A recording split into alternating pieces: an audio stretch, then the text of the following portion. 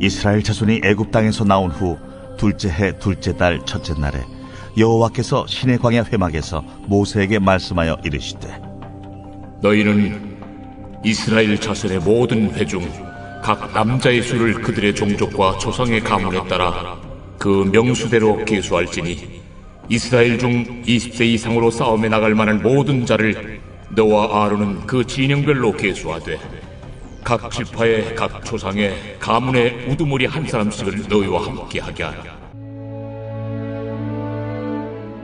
연병 후에 여호와께서 모세와 제사장 아론의 아들 엘르아살에게 말씀하여 이르시되 이스라엘 자손의 온 회중의 총수를 그들의 조상의 가문을 따라 조사하되 이스라엘 중에 20세 이상으로 능히 전쟁에 나갈 만한 모든 자를 계수하라.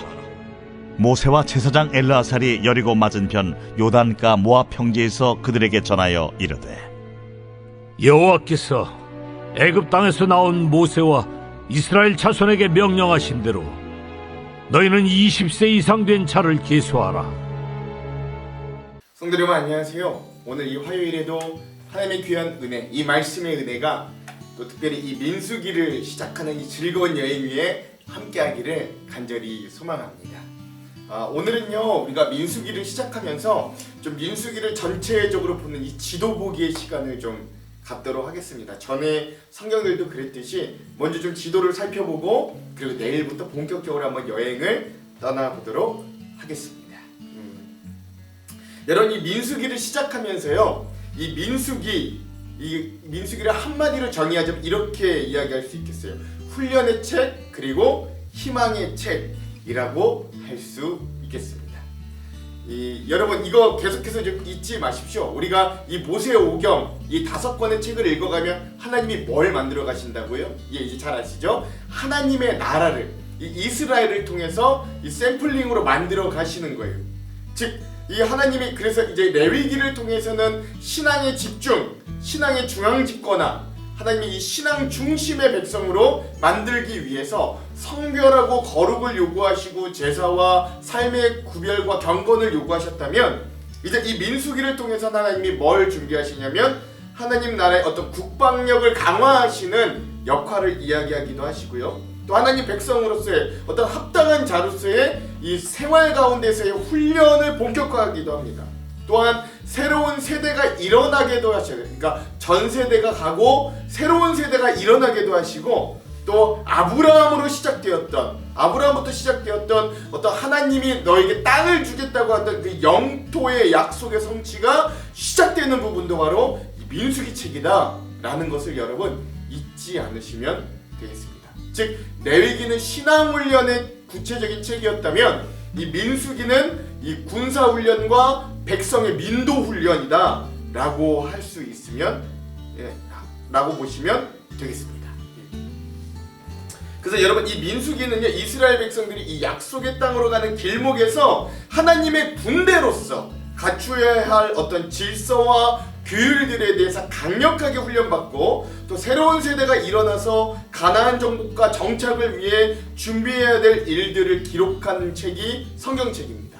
그래서 여러분 이 광야 40년이라고 이야기할 때 보통 이 광야 40년의 역사가 이 민수기 안에 다 들어가 있는 겁니다. 우리가 다음에 볼 신명기는요 이제 마지막 그 가나안 땅을 앞두고 모세가 유언하면서 다시 한번 새로운 신이나 또는 하나님 신, 이 신이 아니라 거듭 신, 그리고 거듭 하나님의 명령을 다시 한번 되새기는 장면, 유언으로 그들에게 설교하는 장면이 신명기고요. 그러니까 기간으로 따지자면 얼마 안 됩니다. 그렇죠? 그냥 산에서 느보산에서 설교하는 것이 이 신명기라고 한다면 이 40년의 광야 생활이 바로 이 민수기 안에 다 담겨 있다라고 해도 과언이 아닌 겁니다. 이 민수기라는 이름의 뜻을 한번 살펴볼까요? 이 민수기라는 이름은요, 본격적인 광야 생활의 시작을 의미하는 겁니다. 근데 히브리어 성경의 이름은 midbar라는 뜻인데요. 이게 무슨 뜻이냐면 광야에서라는 뜻입니다. 그리고 이 히브리어 성경 midbar가요, 헬라어 성경으로 와서는 어떻게 바뀌냐면 아리스모이라는 뜻으로 바뀌는데 이게 뭐냐면 백성의 숫자를 세는 책. 뭐 이렇게 또 이제 내용이 바뀌기도 합니다. 그래서 이 영어 이름도 이런 헬라어 성경의 이름을 받아서 numbers, 그렇죠? 백성의 수, 뭐 이런 numbers라는 이름으로 바뀌고요. 오늘 우리도 그것을 받아서 한글 성경도 민수기, 즉 백성의 수를 센 이야기라는 제목으로 이 성경 구약의 네 번째 책의 이름을 민수기로 우리도 짓게 되었다라는 것을 여러분 아시면 되겠습니다. 근데 이거 두 개의 뜻이 다 가지고 있는 거예요. 광야 40년의 생활의 이야기이기도 하고 또 그 가운데서 하나님이 군사와 군대를 만드시고 훈련하시는 어떤 그 백성들의 수를 세는 민수기의 뜻이 또 담겨져 있다라는 것도 여러분 아시면 되겠습니다. 자, 그럼 개요를 한번 살펴볼게요. 자, 저자와 기록 연대는 모세오경 다 똑같습니다. 저자는 모세, 그리고 기록 연대는 뭐 1446년에서 1407년, 길게는 16세기에서 11세기까지 길게 봅니다. 이거 그냥 넘어가시면 되겠습니다. 자, 중요한 거 3번 주제는요, 네 가지 정도로 좀 볼 수 있는데, 첫 번째 축복의 상실이라고 할 수 있습니다. 이게 뭐냐면 출애굽 1세대들 뭐 홍해도 경험하고 만나와 메추라기도 경험하고 뭐 이런 출애굽의 1세대들이 다 이 민수기에서 다 전멸해요. 예. 그 1세대들이 이 1세대 중에서 이 가나안 땅을 밟은 이가 없어요. 왜 이들이 가나안 땅에 들어가지 못하게 되었나? 이걸 좀 살펴볼 필요가 있습니다. 특별히 그런 원인들에 대해서 이 민수기는 아주 심각하게 우리들에게 질문을 주고 있는 거예요. 자, 두 번째 주제는 뭐냐면 연단과 심판의 과정 가운데 우리 신자의 반응이 어때야 되는가라는 것들이 바로 주제입니다. 이스라엘 백성들은요, 보통 이럴 때 어떻게 반응했냐면 불평과 불만하고 불신했어요. 여러분, 하나님이 이 광야 가운데서도 주시는 것들을 이들은 은혜로 여기지 않았고 당연한 권리로 생각하면서 계속해서 불평하고 불만하는 겁니다. 예, 노예 근성이 아직도 남아 있어서 계속해서 애굽의 고기 까마니를, 애굽의 생활을 그리하며 자꾸 돌아가려 그래요. 예, 그 은혜가 아닌 권리가 되는 변질이 이들에게는 아주 가장 큰 고질적인 문제였고 결국 하나님의 심판을 받게 되는 원인이었다. 그래서 오늘 우리도 우리의 삶 가운데 다가오는 어떤 고난, 하나님의 연단들에 대해 우리가 어떻게 반응해야 되는가 한번 잘 생각해 볼 수 있는 책이 이 민수기입니다. 세 번째, 그리고 하나님의 심판입니다. 여러분, 이 민수기부터요, 하나님이 좀 분위기가 바뀝니다. 이 창세기, 출애굽기, 특별히 이 노아의 홍수 심판을 하시고 난 이후에 하나님이요, 인간들을 향해서 아주 많이 참으시고 유하시고, 그쵸? 그런 부분들을 볼 수 있습니다. 물론 때로는 징계하시기도 하지만 그 징계가 바로 즉각적이지 않고요, 뭐 그렇게 막 세지 않습니다. 그런데 민수기부터는 하나님이 즉각 그 백성들의 잘못을 바로바로 치시고 또 그 강도가 점점 세지는 것을 우리가 지켜볼 수 있는데요. 왜냐면 이제는 그 출애굽기 후반부와 시내산 언약과 이 레위기를 통해서 하나님의 법과 의미를 이제는 구체적으로 이 백성들에게 알려주셨고 그들의 삶으로 체계화시켜 주셨기 때문에 이제 백성들도 하나님의 뜻과 법을 아는 거예요. 그러니까 알면 이제는 책임에서 자유로울 수 없는 거죠. 그러니까 너희들이 법도 알려줬고 예배 방법도 알려줬고 삶으로 성별해야 되는 것도 알려줬고 나랑 관계하는 법도 알려줬는데 아직도 너희들이 알려줬음에도 불구하고 이렇게 산다면 나는 너희를 징계할 수밖에 없겠다라는 하나님의 뜻을 아셔야 됩니다. 즉 모를 때는 이해하고 넘어갈 수 있어요. 우리도 자식들이 그렇잖아요. 어려서 모를 때는 잘못을 해도 넘어가고 이해할 수 있지만 다 커서 다 아는데도 불구하고 그들이 똑같은 실수와 잘못을 반복한다면 우리도 체벌하고 그들에게 페널티를 가할 수밖에 없는, 그래서 그들이 좋은 길로 올바른 길로 갈 수 있게 만들 수밖에 없는 것이 오늘 하나님의 입장이었다. 이것도 여러분 기억하시기 바랍니다. 즉 오늘 우리도 하나님의 말씀과 은혜를 잘 알아요. 많은 설교의 말씀도 들었어요. 그렇죠? 신앙생활도 오래 했어요. 그렇다면 오늘 우리도 이런 하나님의 말씀 앞에서 하나님이 알려주신 하나님의 법도 앞에서 오늘 우리는 어떻게 살아야겠는가 잘 생각해 보시기 바랍니다. 자, 네 번째 주제 마지막, 다음 세대의 희망과 하나님 약속의 성취의 시작이 되더라. 이런 것도 여러분 잘 기억하시기 바라요. 하나님의 훈련의 목적이 무엇이었냐? 하나님의 이 광야 40년 동안 연단한 목적이 무엇이냐? 새로운 땅, 약속의 땅의 성취이거든요. 즉 여러분 기억하셔야 돼요. 이 민수기는요 세대 한 세대가 가고 한 세대가 새롭게 일어나는 책입니다. 즉 다음 세대를 남기시고 또 그 예전 이게 민수기에 인구조사가 2번이 나오거든요. 한 번만 나오는 게 아니라 2번이 나오는데 1세대의 인원수와 2세대의 인원수가 거의 대등하게 비슷합니다. 즉 하나님은 다시 그만큼의 수 60만 장정의 남자로 또 그런 한 200만 그러니까 남자만 장정만 60만이니까 그 여자와 아이들까지 합치면 한 200만 명 정도의 백성의 수를 그대로 계속해서 세대가 넘도록 지켜주셔서 그들이 다시금 새로운 희망과 소망을 가지고 약속의 땅으로 전진할 수 있도록 만들어 주시는 거예요. 이러한 주제들을 여러분 기억하시면서 함께 이 민수기를 읽어가면 또 재밌게 읽어가실 수 있을 겁니다. 여러분 이 민수기는요 이 장소들을 좀 잘 보실 수 있어야 됩니다. 여러분 이 지도 한번 보시죠. 예, 지도 잘 보시고 계신가요? 예. 여러분 이 지도에 보시면 그 초록색으로 이집트 람셋 고센 땅에서부터 시내산이라고 빨간색 동그라미 쳐 있는 민수기 출발 쳐 있는 그곳까지요. 출애굽기와 레위기의 여정이라고 볼 수 있습니다. 거기가요 기간이 단 2년밖에 걸리지 않았어요. 출애굽해서 레위기까지 뭐 성막 짓고 성별법 뭐 이런 거 다 뭐 십계명도 받고 뭐 이런 뭐 성막 짓고 뭐 이런 모든 과정들이요 다 날짜로 따지고 보면 한 2년 정도밖에 걸리지 않았다고요. 그런데 이제 민수기가 어디서부터 출발하냐면 그런 레위기까지 다 끝나고 이제 시내산 이 시내 광야에서 이제 여러분 보라색 동그라미로 쳐져 있는 이 파란 광야로 향하는 것이 그리고 이 민수기의 주된 이 장소들이라고 할 수 있습니다. 그래서 38년 동안 이 파란 광야의 생활을 했던 것이 이 민수기의 주된 장소입니다. 즉 시내 광야, 시내산에서부터 시작하지만 이 주된 장소는 파란 광야, 즉 가데스 바네아와 호르산으로 대표되는 이 파란 광야, 보라색 동그라미 친 부분에서 주로 38년을 거주하며 훈련받았던 장소다라는 것을 아시면 되고요. 또 그러다가 이제 새로운 세대가 일어나서 이제 검은색 동그라미 친 오른쪽 위쪽에 보시면 요단강 동편 정착이라고 써져 있는 그 모압 평지 그 부분에서 또 마지막으로 활동했던 것이 이 민수기 책이다라고 여러분 아시면 되겠습니다. 그래서 이 민수기의 구조도 여러분 이 지형에 따라 변화된다라는 것들도 기억하시면 되겠습니다. 자, 5번째 주요 단어는요 3가지입니다. 첫 번째 민수기니까 당연히 인구조사와 이 12지파 진열의 배열이라고 할 수 있겠습니다. 여러분 이거 사진 보시면 아실 수 있을 거예요.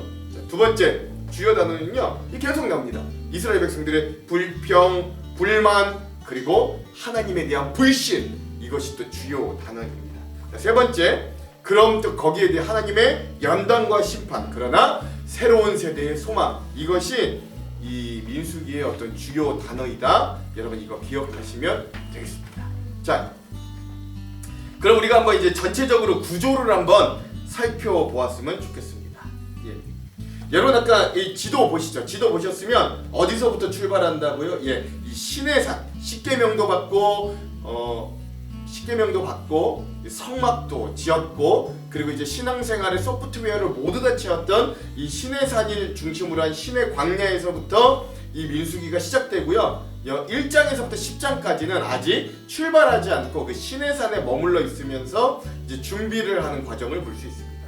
이 1장에서부터 10장까지 시내산 광야에서는요 뭐라냐면 이제 출애굽 1세대들의 어떤 인구조사가 막 시작됩니다. 예. 그리고 인구조사가 다 끝나고 나면 12지파가 진을 어떻게 형성해야 되는지 성막을 중심에 두고 12지파가 어떻게 이 진을 배열해서 생활을 하는지 또 이들이 이동을 할 때는 또 어떤 배열로 이동하는지 이런 것들에 대해서 나오게 됩니다.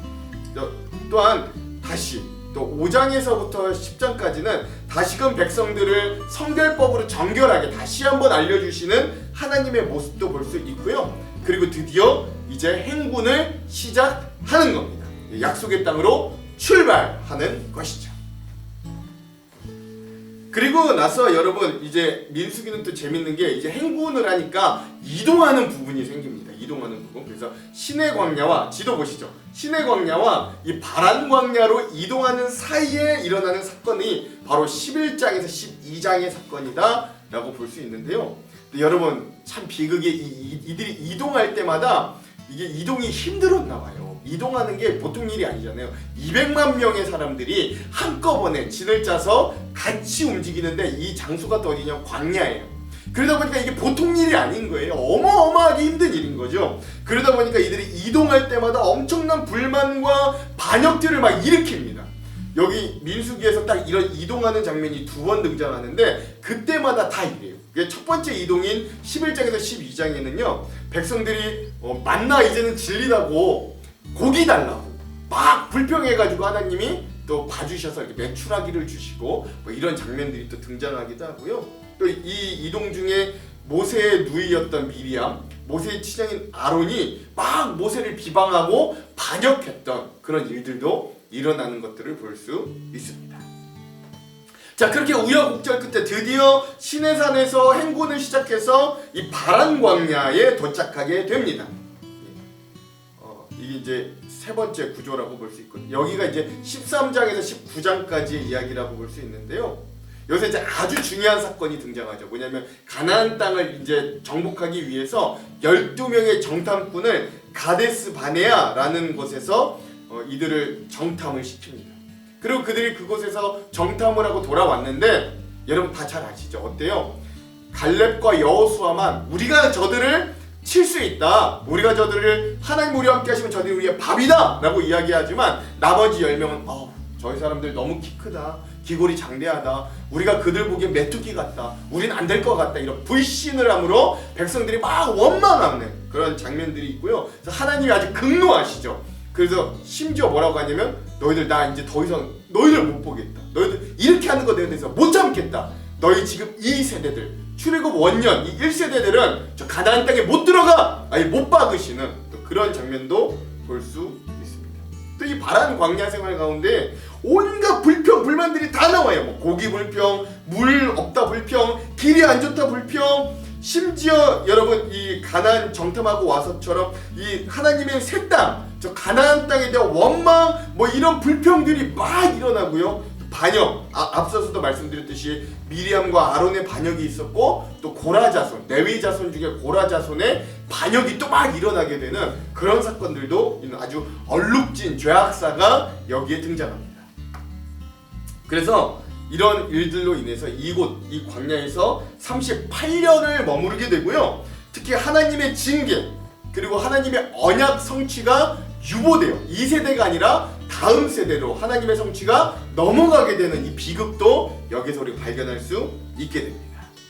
자, 그렇게 38년이 다 마무리되고 새로운 세대가 일어나기 시작하니까 이제 드디어 하나님이 이 백성을 모압 땅으로 이동시키기 시작합니다. 여러분 지도 한번 보시죠. 저기 오른쪽 위에 있는 저 검은색 동그라미 부분 그리고 파란색으로 이렇게 막 경로가 표시되어 있는 그쪽 부분이 다 여러분 이 모압 평지다 라고 보시면 되겠고요. 나중에 이스라엘 백성들이 차지하게 될 가나안 땅 요단강의 동편 쪽이다 라고 여러분 보시면 되겠습니다. 근데 이 바란 광야에서 38년 동안 있다가 모압 평지로 이동하면서도 이동 힘들다고 했잖아요. 그러다 보니까 또 여기서 굉장히 비극적이고 안 좋은 일들이 많이 일어나는데 여기서 일단 미리암과 아론이 죽고요. 또 무리바의 물 불평 사건이 일어납니다. 그래서 무리바에서 백성들이 또 막 물이 막 없으니까 너무 힘들다고 이동 중에 너무 괴롭다고 막 불평하니까 이때는 모세도 이성을 잃어요. 그래서 뭐예요? 그렇게 하잖아요. 뭐죠? 이 바위에 반석에 지팡이를 2번을 빡빡 치면서 내가 언제까지 너희를 참아야 되겠느냐? 내가 언제까지 너희들에게 이렇게 해야 되겠느냐? 막 화를 내니까 하나님이 이 모세도 결국 가나안 땅에 들어가지 못하게 되는 비극적인 사건이 여기에서 또 이동 중에 일어나게 되는 거예요. 또 에돔 땅을 가로질러 가면 빨리 가고 편하게 갈 수 있는데 여러분 에돔 왕이 그거 허락해 주겠어요? 그러니까 거부하니까 백성들이 또 이거 길 너무나 돌아가니까 힘들다고 왜 우리를 왜 여기까지 이렇게 해서 고생시키냐고 막 불평하고 불만하고 이러니까 하나님이 이제는 안 참으시고 불뱀을 막 보내셔서 그들이 물려 죽게 하시는 사건도 이 이동 중에 일어납니다. 그때 노뱀을 녹뱀이 등장하고 그 녹뱀을 본 사람은 살아나게 되죠. 그리고 그게 예수 그리스도의 예표가 되는 그런 사건도 바로 바란 광야에서 그 검은색 모압 평지로 넘어가는데 이동 중에 일어난 사건이다. 여러분 이거 아시면 되겠습니다. 자, 마지막 그래서 드디어 이 민수기에서의 마지막 장소인 이 검은색 동그라미 쳐진 이 모압 평지에서의 생활이 22장에서 36장까지의 부분이라고 보시면 되겠고요. 또 26장부터는 이제 첫 세대가 다 죽고 둘째 새로운 세대의 이야기들이 드디어 중심으로 펼쳐진다라는 것들도 기억하시면 되겠습니다. 이 모압 평지는요, 모압 땅이다 보니까 모압 왕 발락이 이제 뭐 200만 명의 사람들이 자기 땅으로 막 이스라엘 사람들이 막 들어오니까 이 무서운 거예요. 그러다 보니까 이 예언자 그 주변에 아주 유명하고 용한 예언자 발람을 데리고 와서 저 이스라엘을 막 저주해라. 응? 이스라엘을 막 저주해라라고 하는데 하나님이 그 발람을 통해서 이스라엘을 저주하기는커녕 막 모압 왕 앞에서 막 축복하게 하는 그 3번이나 그렇게 하는 사건들을 막 보여주시고요. 자, 두 번째는 또 출애굽 두 번째 세대에 등장하고 그래서 다시 이 세대들로 두 번째 인구 조사가 되는. 근데 그 첫 번째 인구 조사의 수와 이 두 번째 세대의 인구 조사의 수가 그렇게 크게 차이가 나지 않는, 그래서 군대가 새롭게 정비되는 일들이 여기서 또 일어납니다. 그리고 마지막 세 번째, 요단강 동편 땅에 드디어 정착하고 이 약속의 땅에 들어갈 준비를 차곡차곡 하는 이 이스라엘 백성들의 모습도 볼 수 있습니다.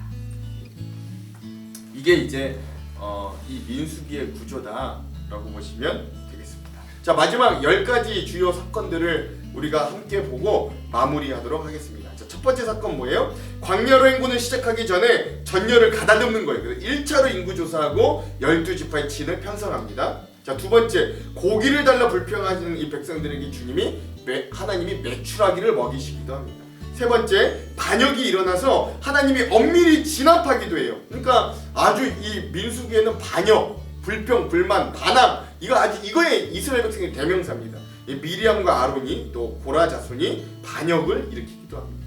네 번째, 가나안 땅에 12정탐꾼을 보내나 하나님을 불신하면서 원망하게 되고, 그래서 이 광야에 38년이나 머물게 되고, 이 첫째 세대, 출애굽의 놀라운 구원을 경험하였던 첫 세대는 결국 가나안 땅을 밟지 못하게 되는 비극이 일어납니다.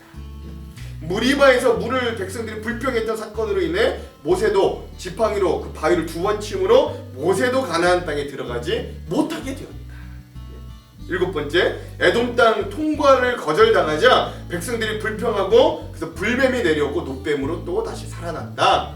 이런 사건도 있었고요. 여덟 번째, 예언자 발람과 모압 왕 발락의 저주가 실패하였고 결국 하나님이 축복하시는 민족은 이방 민족이 아무리 애를 써도 하나님은 자기의 백성인 이스라엘 백성에게 축복해 주시고 축복의 통로로 남아있게 하시는 그런 아브라함의 축복의 통로 약속이 성취되는 모습도 보여주시다. 아홉 번째, 출애굽 두 번째 세대의 등장으로 두 번째 인구조사가 실시되고 군대가 정비되었다.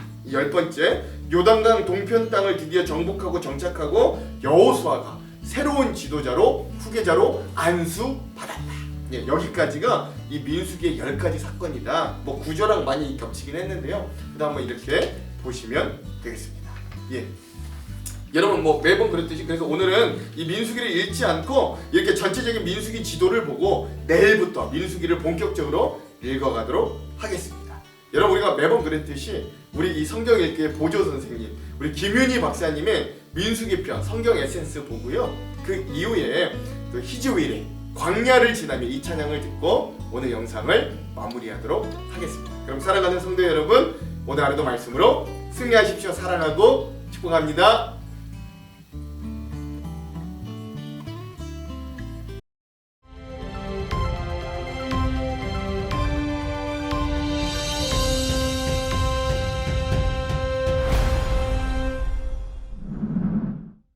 안녕하세요. 이번에는 민수기에 대해 살펴보겠습니다. 민수기는 출애굽기와 레위기의 연속입니다. 출애굽기에서의 성막을 완성하고 레위기에서 제2제도를 완비한 후 이제 민수기에서는 가나안 땅으로 들어갈 공식적인 준비를 합니다. 민수기 1장을 통해 백성들이 아직 시내 광야에 머물러 있으며 이집트에서 나온 지 2년째가 된 2월 1일임을 알 수 있습니다. 민수기의 히브리 성경 제목은 광야에서이며 이 제목은 이스라엘 백성들의 38년 광야 생활의 대부분을 기록하고 있는데 중점을 두고 있습니다. 반면 우리말 성경은 백성들의 수를 센다는 뜻으로 민수기라는 제목을 붙였는데 이는 두 차례에 걸친 인구조사와 그 외 많은 숫자 목록에 중점을 둔 것이며 헬라어와 라틴어 성경의 전통을 따른 것입니다. 민수기라는 제목에 걸맞게 민수기는 크게 두 부분으로 나눌 수 있습니다. 1장과 26장에 두 번에 걸친 인구조사에 따라서 1장과 25장에서는 출애굽 첫 세대의 실패를 기록합니다. 26장에서 36장은 출애굽 제2세대에게 거는 기대를 보여주며 그들의 긍정적인 모습을 기록합니다. 새 세대를 거느릴 새 지도자의 교체도 이때 일어납니다. 새 지도자는 바로 여호수아입니다. 민수기를 기록한 목적은 4가지 정도로 정리해 볼 수 있습니다. 첫째, 순종할 때의 축복을 알려줍니다. 민수기 1장에서 10장은 인구조사와 함께 가나안 땅에 들어갈 조직과 진을 배치하고 전쟁 대열로 정렬하는 등 모든 것이 여호와의 명령대로 진행되는 것을 보여줍니다. 출애굽 1세대는 가나안 땅을 점령할 수 있는 모든 조건을 갖추고 있었으며 정말 큰 잠재력을 가지고 있었습니다. 그들이 여호와께 순종할 때 모든 것은 순조로웠습니다. 둘째, 민수기는 이스라엘 백성들의 광야 생활을 기록하며 그들이 왜 약속의 땅에 들어갈 수 없었는지를 보여줍니다. 그 이유는 그들의 끊임없는 불순종, 불평, 불만, 불신, 반역, 원망이었습니다. 이스라엘 백성들은 하나님이 주신 만나에 불평했고 아론의 제사장직에 불만을 가졌고 모세의 리더십에 반기를 들었으며 계속적으로 물 부족 문제를 부르짖었고 먹을 것이 없다고 노종이 힘들다고 불만을 토로했습니다. 그들에게는 만족과 감사, 여호와에 대한 신뢰를 찾아볼 수 없었습니다. 이것만 보아도 이스라엘 백성들이 어떤 자격이 있어서가 아니라 순전히 하나님의 은혜로 구원받았음을 알 수 있습니다. 셋째, 이스라엘 백성들의 끊임없는 언약에 대한 불순종과 우상숭배와 불신은 축복의 기회를 상실하게 만든다는 것을 보여줍니다. 출애굽 1세대는 결국 가나안 땅에 들어가는 특권을 빼앗기고 맙니다. 12명의 정탐꾼 중 10명의 믿음 없는 보고를 믿은 이스라엘 백성들은 하나님의 진노를 사게 되어 결국은 광야에서 죽게 됩니다. 나중에는 모세와 아론도 순간적인 불신으로 가나안 땅에 들어가는 것을 금지당합니다. 그들의 죄의 결과는 믿는 우리에게 거울이 되게 하기 위하여 기록된 것입니다. 우리도 이러한 태도를 유지하면 결국 하나님께서 주시려고 예비하신 축복을 상실하게 될 것입니다. 넷째, 하나님의 신실하심과 은혜로우심을 보여줍니다. 하나님은 이스라엘의 반역에도 불구하고 출애굽 제2세대인 새 세대가 약속의 땅에 들어가도록 허락하심으로 오래전 아브라함과 맺은 땅에 대한 언약을 지키십니다. 여호와는 말하는 나귀까지 동원하여 술사 발람에게 경고를 주고 이스라엘 백성을 향한 발람의 3번의 저주를 3번 다 축복으로 바꾸어 주십니다. 이스라엘 백성들은 자격이 없지만 여호와는 여전히 그들의 신실하신 하나님으로 남으십니다. 지리적으로만 보면 이스라엘 백성은 시내 광야에 머물러 있다가 바란 광야로 이동해 가며 마지막 40년째에는 요단 건너편 여리고 맞은편에 위치한 모압 평지에 이르게 됩니다. 민수기 21장에는 범죄하여 뱀에 물려 죽어가던 이스라엘 백성 중에서 모세가 장대 위에 만들어단 놋뱀을 믿음으로 쳐다본 자들은 다시 살아나는 이야기가 나옵니다. 예수님께서는 이 말씀을 인용하시며 모세가 뱀을 든 것 같이 본인도 십자가에 달려야 하며 누구든지 인자를 믿는 자는 영생을 얻을 것이라고 말씀하십니다. 이렇듯 민수기는 우리에게 영적 교훈과 도전을 주기 위해 쓰여졌습니다. 날마다 삶의 광야에서 믿음 없는 자들처럼 불신, 불만, 불평, 원망하다가 광야에 쓰러지지 말고 예수님을 바라보며 모두 적과 꿀이 흐르는 가나안 땅에 입성하는 여러분 되시기를 축원합니다.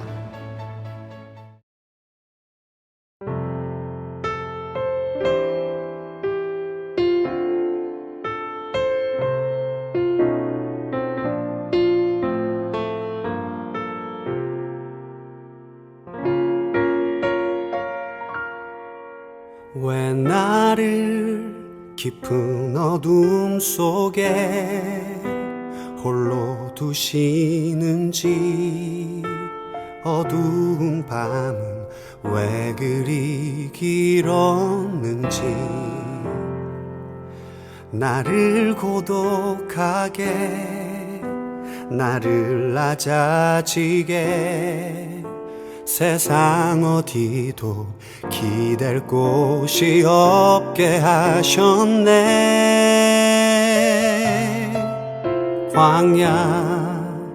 광야에 서 있네.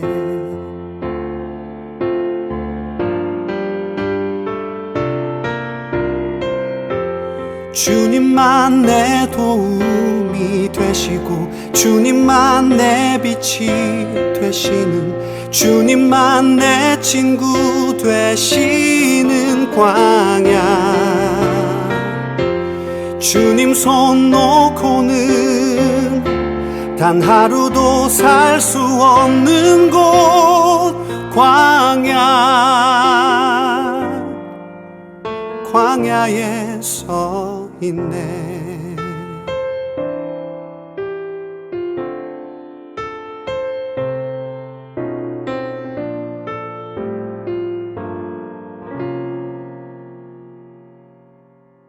왜 나를 깊은 어둠 속에 홀로 두시는지, 어두운 밤은 왜 그리 길었는지, 나를 고독하게, 나를 낮아지게, 세상 어디도 기댈 곳이 없게 하셨네.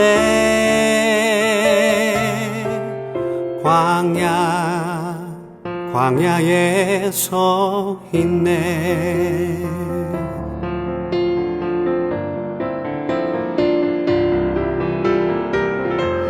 주님만 내 도움이 되시고, 주님만 내 빛이 되시는, 주님만 내 친구 되시는 광야. 주님 손 놓고는 단 하루도 살 수 없는 곳, 광야.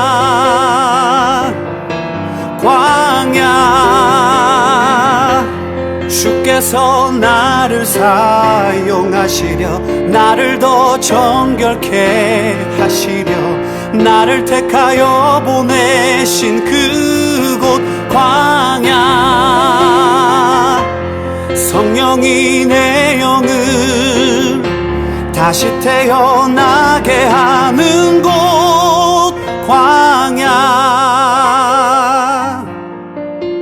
광야에 서 있네.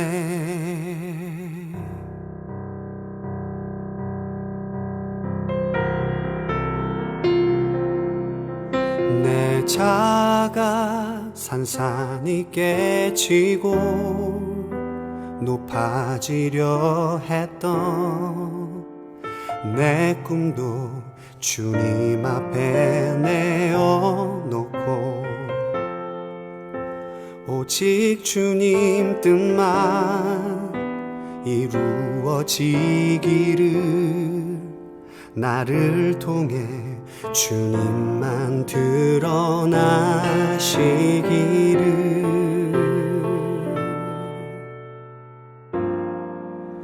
광야를 지나며